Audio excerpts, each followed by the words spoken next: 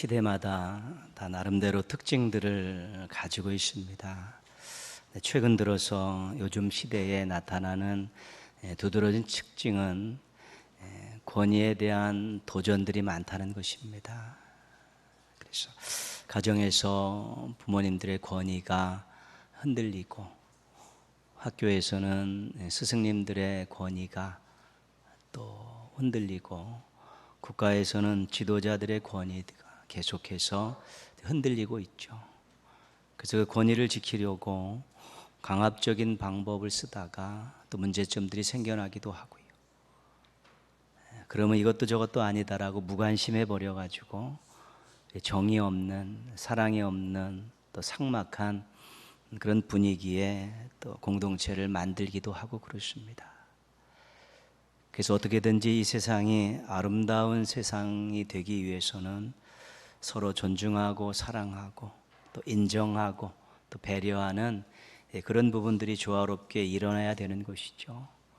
권위가 다 땅에 떨어져서 그 어떤 통제도 없는, 또 존경할 것도 없는 그런 시대가 돼버리면 살맛 나지 않는 그런 시대로 전락하게 되는 것입니다. 그런데 권위에 대한 도전뿐만 아니라 우리 신앙인들에게 있어서는 신앙에 대한 도전, 또 교회에 대한 도전에 직면하게 됩니다. 우리 신앙을 하찮은 것들로 여기두고, 신앙인들을 무력한 인생들로 전락시키고, 교회가 사회를 향해 세상을 향해서 그 어떠한 일도 할 수 없는 무기력한 그런 공동체로 전락시키려는 도전들은 계속되고 있는 것입니다. 이유가 물론 외적인 이유도 있지만 내적으로 자초한 이유도 있고, 어쨌든 신앙인들이 도전받고 교회가 도전받아서 그것들을 잘 처리해내지 못하면 모든 것들이 무너지기 시작하는 것이고, 궁극적으로는 하나님의 영광에 또 하나님의 권위에 대한 또 심각한 타격이 생겨날 수 있다는 것입니다. 시편 14편 1절은 이렇게 말씀합니다. 어리석은 자는 그의 마음에 이르기를 하나님이 없다 하는도다. 그렇죠? 그 마음속에 하나님 없다 이렇게 생각하는 사람들이 있는데, 그런 사람들을 어리석은 사람이다 그렇게 이야기를 합니다. 이 어리석은 자는 나발입니다. 히브리어로 나발인데, 사무엘상 25장에 다윗이 자기를 막 도와주고 자기 목자들을 보호해 주었고, 그래서 잠시 잠깐의 그런 어떤 먹거리를 요구했을 때 이새의 아들이 누구냐, 다윗이 누구냐, 내가 얼굴도 모르는 자에게 무슨 물 한 바가지라도 줄 수 있느냐라고 그렇게 이야기했다가 이제는 다윗에게 그 가문이 전멸당할 위기에 놓이게 되죠. 물론 현명한 아비가일이라는 여인에 의해서 구제를 받았지만 그 나발이라는 사람은 죽게 되는 것이지요. 어떤 사태를 잘 파악하지 못하고 어리석은 선택을 하는 사람을 나발, 어리석은 자 이렇게 이야기하는 것입니다. 그래서 마음속에 하나님은 없다 이렇게 이야기하는 사람, 무신론적인 생각을 가지고 사는 사람들이 얼마든지 있다는 것입니다.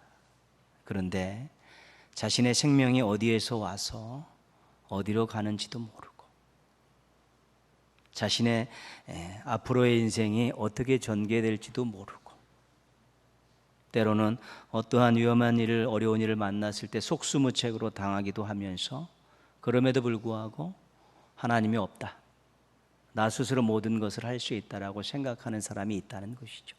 그런 사람들을 어리석은 사람이라고 하는 것이죠. 그래서 우리가 하나님이 없다라고 생각하는 이 믿지 않는 사람들에 대해서 바라볼 때 우리가 답답한 생각이 드는 것이죠.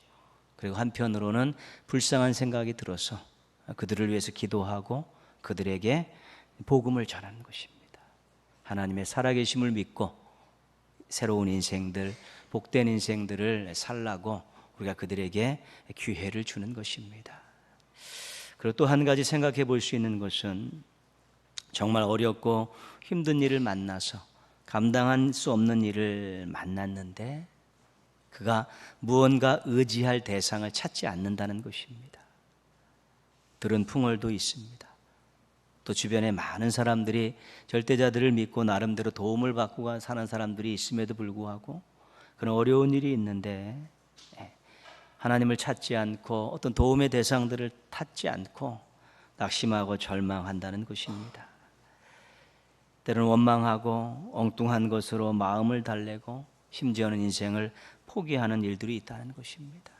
그래서 하나님의 존재 찾지 않는 그러한 사람들을 시편 14편에서 어리석은 자라고 계속해서 이야기하고 있는 것입니다. 그런데 이것이 세상에 믿지 않는 신을 부정하고 또 신을 믿지 않는 사람들만의 문제가 아니고 우리 신앙인의 문제일 수도 있다는 것입니다. 감당할 수 없는 어려운 일들이 생겼습니다. 답답하고 힘듭니다. 그때 피난처 되시는 하나님을 찾지 않는 것입니다. 기도하지 않고 기도 부탁을 하지 않는 것입니다. 무언가 다 없다는 듯이 낙심하고 또 절망하고 하나님 없는 듯 그렇게 행동한다는 것입니다. 그런 사람이 어리석은 신앙인이라는 것이죠. 감당할 수 없는 어려운 일뿐만 아니라 신앙을 저버리는 선택을 할 때도 있습니다. 자신에게는 유익되지만 하나님의 뜻에는 정말 어긋나는 일입니다. 그럼에도 불구하고 그릇된 선택을 할 수 있습니다. 하나님에 대한 두려움이 없기 때문에 그렇습니다. 그래서 하나님 없는 듯 그릇된 행동을 서슴지 않고 저지르는 것입니다. 어리석은 신앙인이라고 이야기하는 것이죠. 근데 우리 신앙인들이 하나님 없는 듯 생각하고 하나님 없는 듯 말하고 하나님 없는 듯 행동해서 자신이 어리석은 자라고 사람들로부터 그렇게 비판을 받는 것, 그것도 심각한 문제지만 신앙인 스스로 하나님의 권위를 부정하는 것입니다. 하나님의 존재를, 하나님의 능력을 스스로 부정하는 것이기 때문에 그것이 더 큰 문제입니다. 하나님의 자녀들이 아버지 되신 하나님의 권위를 부정하는 것이죠. 왕이신 하나님을 믿는 하나님의 백성들이 왕 되신 하나님의 권위를 스스로 부정하는 것입니다. 그분이 없는 듯 생각하고 없는 듯 행동하는 일들이 있기 때문에 그렇습니다. 그래서 하나님이 없다 하는 사람은 어리석은 사람입니다. 하나님이 없는 듯 행동하는 사람도 어리석은 사람이고요. 믿는 사람이 하나님 의식하지 않고 행동하는 것, 그것도 어리석은 사람입니다. 절대로 하나님을 외면하고 신뢰하지 않고 두려워하지 않는 어리석은 신앙인들 되지 않기를 바랍니다. 하나님을 믿노라 하면서 하나님의 권위와 능력을 부정하고 하나님 없는 듯 그렇게 살아가는 인생들, 신앙인들은 무언가 기대할 것이 없는 어리석은 자일 수밖에 없기 때문에 그렇습니다. 시편 10편에 나오는 어떤 악인이 신앙인에게 이런 말을 합니다. 하나님은 너를 감찰하지 않으신다. 하나님은 너에게 관심이 없다. 그렇게 이야기하는 것입니다. 좀 힘든 삶을 살고 고단한 삶을 살아가는데 옆에 와서 하나님이 너에게 관심이 없는 게 왜 그렇게 이야기한다는 것입니다. 시편 42편 3절에도 똑같은 그런 악인의 신앙인을 향한 말이 있습니다. 내 하나님이 어디 있느냐? 너 하나님 믿는다고 했고 하나님 사랑한다 했고 니네 하나님 최고라고 했고 니네 하나님 창조주라고 얘기하고 그러지 않았냐? 근데 네가 이 모양 이 꼴로 살아가는데 네 하나님 어디 있느냐? 그렇게 조롱한다는 것입니다. 악인들이 말 한마디를 가지고 신앙인들을 절망케 하고 신앙인들을 실족시킬 수 있다는 것입니다. 하나님이 너에게 관심을 가지고 있다면 어떻게 이런 일이 일어날 수 있느냐? 도대체 그 전지전능하신 너희가 믿는 하나님이 어디 있느냐? 이 한마디를 던졌을 때 정말 자신의 삶에 변화가 없고 힘들 때 그는 무너질 수 있다는 것입니다. 그의 말은 조금 더 다르게 이해할 수 있습니다. 악인들이 하나님이 너 같은 사람에게 관심이 있느냐? 하나님이 너 같은 사람을 도와주시겠느냐?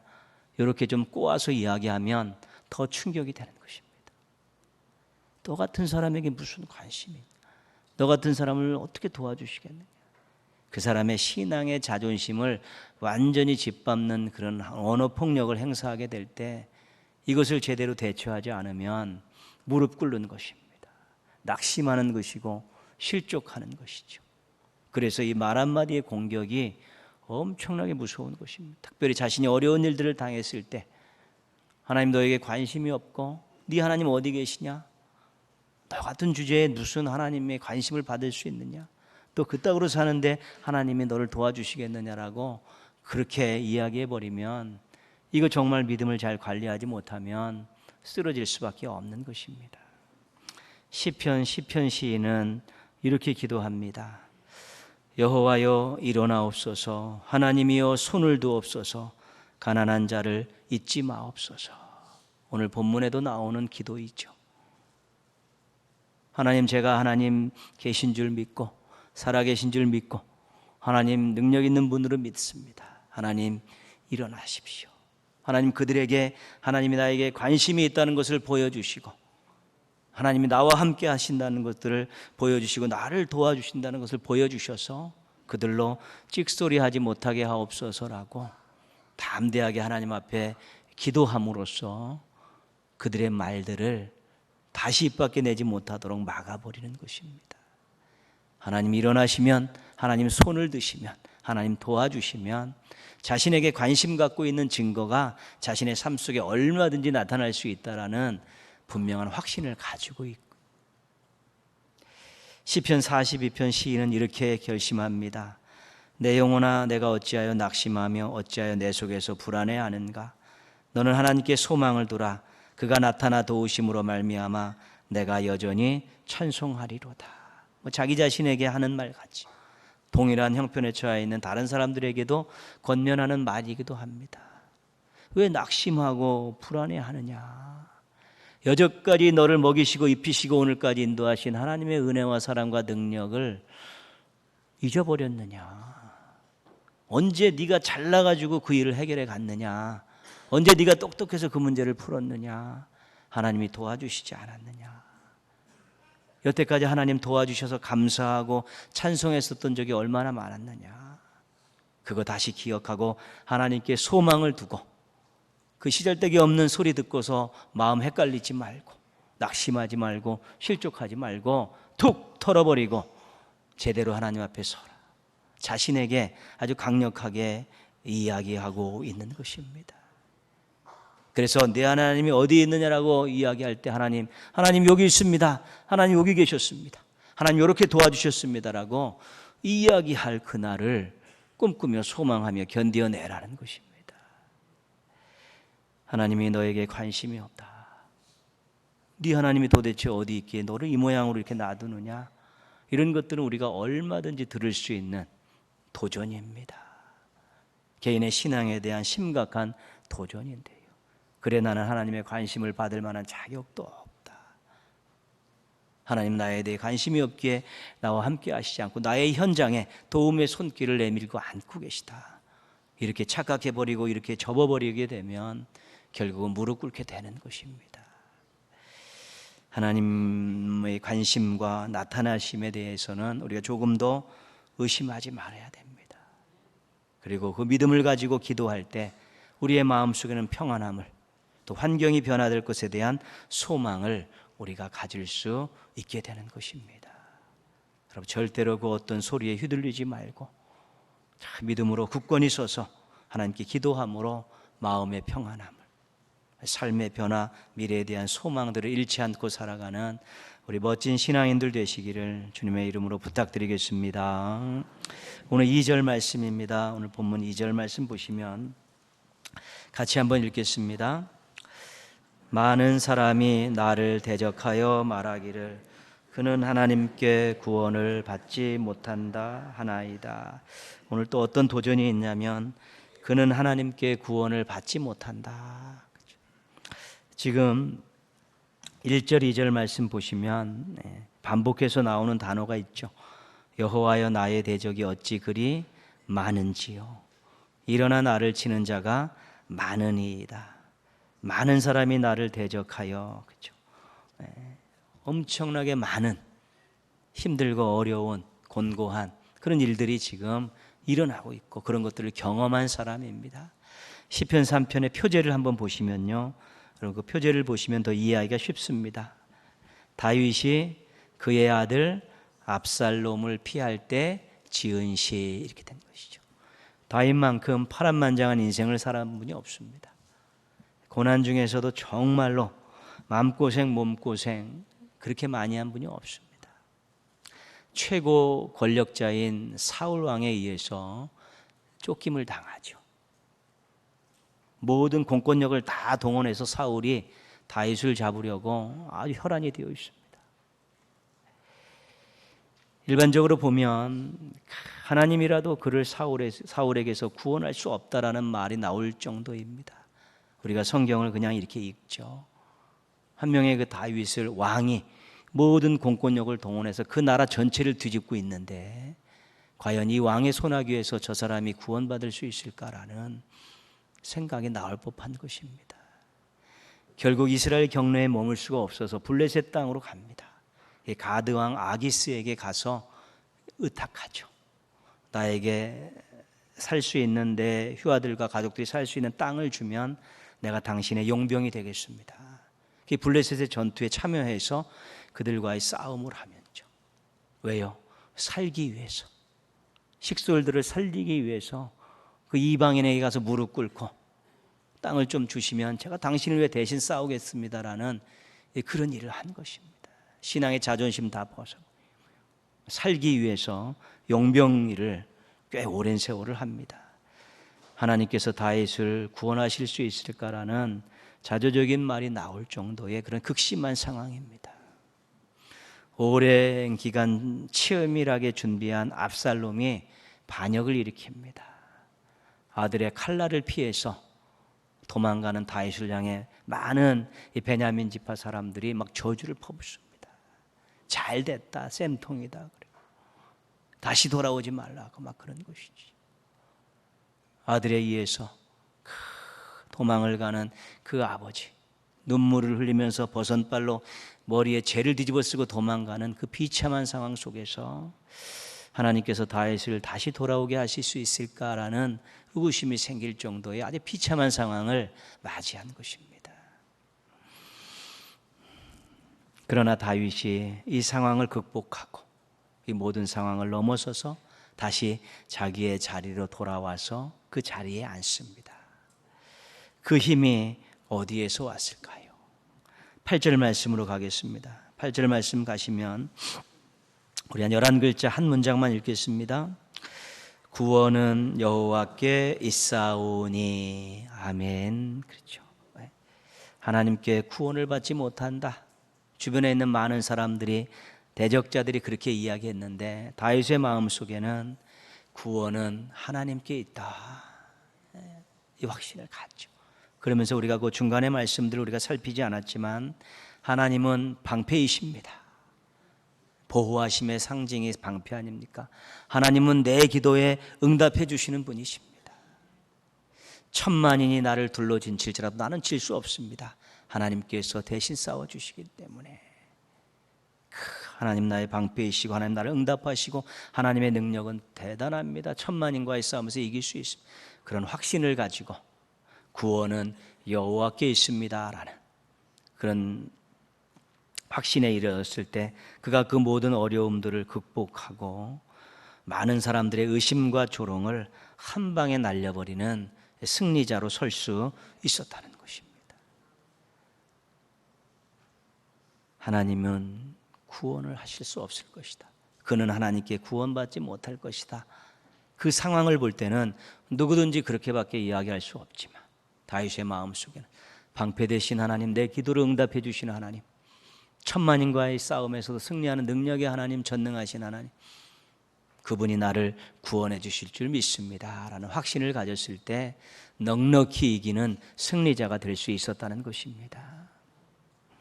다니엘의 세 친구 사드락, 메삭, 아벳느고가 이 풀무불을 앞에 두고 신앙의 절개를 지킨 그 힘이 무엇이었겠습니까?